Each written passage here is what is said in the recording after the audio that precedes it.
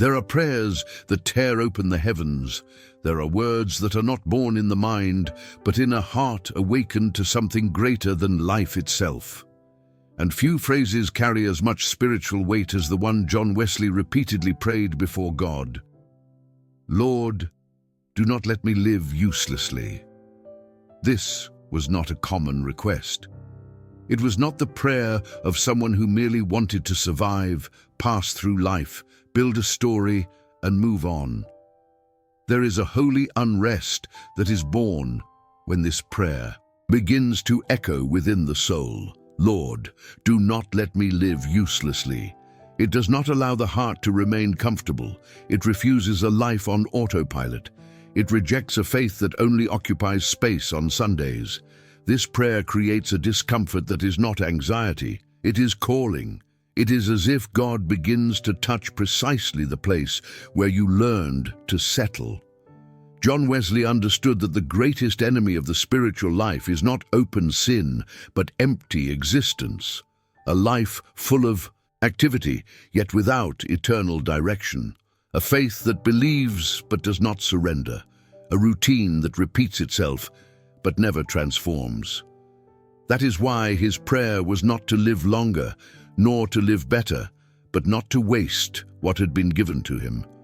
To live uselessly for Wesley did not mean living without talents, but living without submission. It did not mean living without opportunities, but living without obedience. It did not mean living briefly, but living far from what God had determined even before his days began. He knew that time can be spent on good things and still be wasted for eternity. This is a hard truth to accept. Not everything that is right is useful in the kingdom of God. Not everything that fills your day builds your soul. Not everything that seems productive carries eternal weight. Wesley realized that a life can be moral, respectable, and organized, and still be empty before heaven. And perhaps you are beginning to realize this now. Perhaps you are not living in rebellion, disorder, or visible sin. Perhaps your life looks in order. But deep down, there is an uncomfortable silence, a sense that something is missing, that your days are passing too quickly, that you are surviving when you were meant to live fully what God dreamed for you. This feeling is not ingratitude, it is invitation. God allows this emptiness to surface so that you will not settle for less than what you were called to be. Wesley felt this as a constant flame. He did not want to reach the end of life with hands full of temporary things and a heart empty of obedience. He did not want to pass through the world without leaving marks in the invisible. He did not want to be just another name, another body, another ordinary story. That is why his prayer did not ask for comfort. It asked for usefulness. And to be useful to God does not mean being famous, known, or applauded. It means being available. It means saying yes when God calls, even when that calling costs rest, security, predictability, and control. A life useful to God is a life willing to be spent. Not wasted, but spent in the right place. Spent where heaven assigns value. Spent on what transforms. Spent on what remains. Wesley understood that a life overly protected, overly preserved, overly guarded, often ends up wasted. There are people who protect their lives so much that they never give them away. They guard their strength so carefully that they never allow themselves to be used. They plan security so thoroughly that they never obey. And in the end, they live many years, but not deeply. Wesley's prayer breaks this logic. It says, Lord, do not let me pass through life untouched. Do not let me remain intact. Do not let me become too comfortable. Do not let me live only for myself. This prayer asks God to intervene, to redirect, to break empty paths, to dismantle small plans, and to rebuild everything according to a greater purpose. And God usually answers this prayer in quiet yet profound ways. He begins by changing priorities. He reshapes what you consider important. He shifts your attention from the immediate to the eternal. He unsettles you with things that once did not disturb you. He gives you sensitivity to pain you once ignored. He calls you to places you never planned to go. To be useful to God is not to live without failure, but to live with sensitivity. Sensitive to the voice of the Spirit, to the timing of God, to the suffering of others, to what truly matters. Wesley did not live a perfect life, but he lived an awakened one. He did not waste his days trying to please himself. He offered them as a response to the grace he had received. And perhaps today, God is awakening you in the same way. Not with noise, but with awareness. Not with haste, but with clarity. Not with fear, but with responsibility. You begin to realize that your days are too precious to be spent merely maintaining a routine that produces no eternal fruit. A useful life is not one that never grows tired, but one that grows tired for the right reasons. Not one that never suffers, but one that suffers with purpose. Not one that never loses, but one that loses what should never have been central. Wesley's prayer continues to echo because it confronts the modern heart. A heart trained to live for comfort, self, and immediate satisfaction. It reminds us that we were created for more than simply passing through time. We were created to cooperate with God in what He is doing in the world, even when that requires surrender, change, and courage. And when this truth takes root, life changes its rhythm. Days gain weight, choices gain meaning, small obediences gain eternal value. Nothing is wasted when it is surrendered.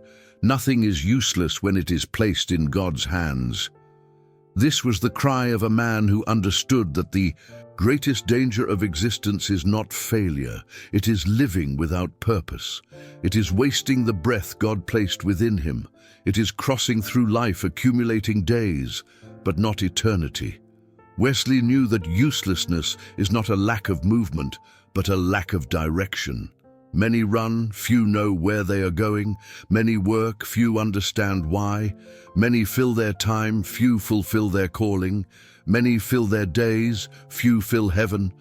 And perhaps you are standing exactly at this point in life, full of activity but empty of purpose.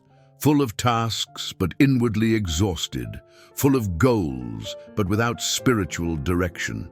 It is possible to be surrounded by movement and still live uselessly. It is possible to be surrounded by people and still live as though no one is touched by your existence. It is possible to be alive and yet not living what God created you for. That is why Wesley cried out so deeply, "Lord, do not let me live uselessly." Because he knew there is no life more wasted than one never fully surrendered to the purpose of God. Wesley understood that uselessness is not the absence of gifts, it is the absence of surrender. It is not a lack of opportunity, it is a lack of sensitivity to the voice of the Spirit. It is not living briefly, it is living far from what God intended. It is not being flawed, it is never being shaped. A useless life, in Wesley's understanding, is a life that does not burn, a life not ignited by something greater, a life that passes through the earth without leaving traces of eternity, a life that accumulates but does not transform, that breathes but does not inspire, that exists but does not illuminate. And perhaps this prayer is already echoing inside you, even if you have never spoken it out loud. Perhaps you carry the sense that you were born for something greater, that there is a calling not yet fully awakened, that your life carries a weight not yet spent. Perhaps you are tired of merely existing, tired of surviving, tired of identical days, lukewarm decisions, empty routines, shallow faith, tired of living without impact. Wesley felt this too, until the day God set his heart on fire. And when his heart burned, the world felt the heat. One man, fully surrendered to God, carrying within him a fire that could not be hidden.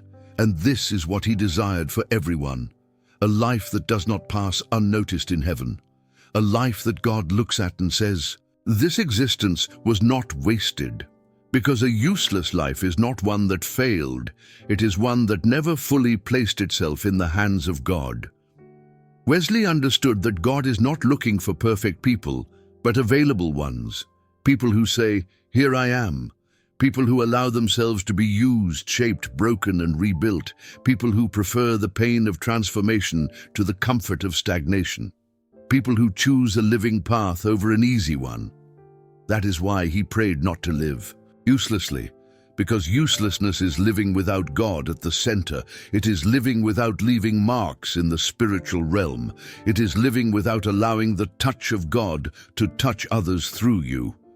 God does not answer this prayer with theories. He answers it with movement, with awakening, with restlessness that refuses comfort, with callings that pull you out of superficiality, with convictions that burn in the soul, with opportunities that change destinies. Wesley discovered that living usefully does not mean doing great things. It means doing everything with God. It does not mean doing what impresses. It means doing what obeys. It does not mean being remembered by history. It means being recognized by heaven. It does not mean crowds. It means faithfulness. And perhaps today, God is calling you out of spiritual uselessness, calling you to awaken, calling you to live a life that makes a difference in the invisible, calling you to exist as someone who carries purpose, fire, and mission, calling you to live in such a way that when your days end, eternity can say, "This life was worth it." Wesley's prayer was not a request, it was a surrender. "Lord, do not let me live uselessly, because I know that on my own I live for myself, but with you I live for something eternal." Perhaps this is your prayer today as well, and perhaps without realizing it, God has already begun to answer it.